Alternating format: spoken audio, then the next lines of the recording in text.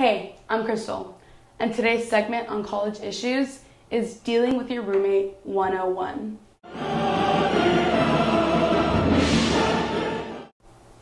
So, there's several different types of roommates, and we've all come across one or two roommates that just aren't the right fit.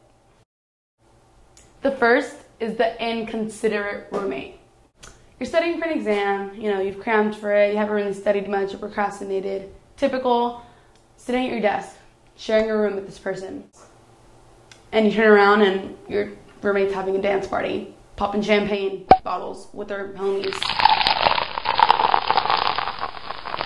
And you're just sitting there wondering, why are you blasting your music if you see me 5 feet away from you studying for my exam? Another issue with having an inconsiderate roommate is when she comes home at 3 a.m. and she drank a little too much.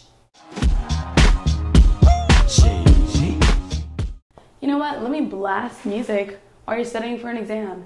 Let me come home drunk and turn on all the lights at 3 a.m. and just talk on the phone with my boyfriend until I fall asleep. And this is why I look the way I look at 8 a.m. We flawless. So after your roommate is done being inconsiderate around 4 a.m. and you're like, you know what? Let me turn on the light so I can brush my teeth, brush my hair, get ready for class. And she wakes up with a little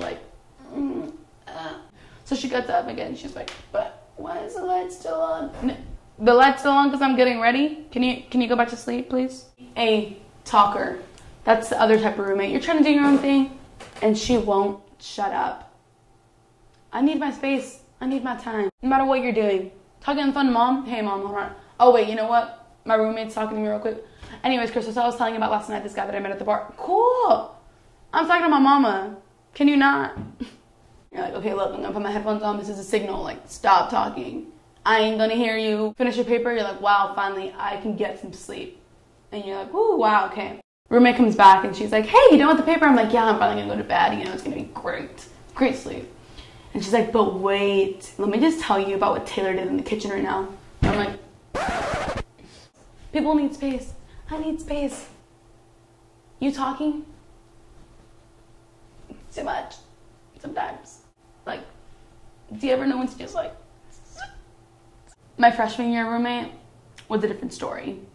She was more of the passive aggressive, hold it in and explode later type of roommate. So my roommate didn't really get frustrated about many things, but one time I was, late to class and I was like, oh shoot, gotta take out the trash, So I went over, grabbed the trash bag, took it out of the trash, and I'm walking out the door. And she explodes.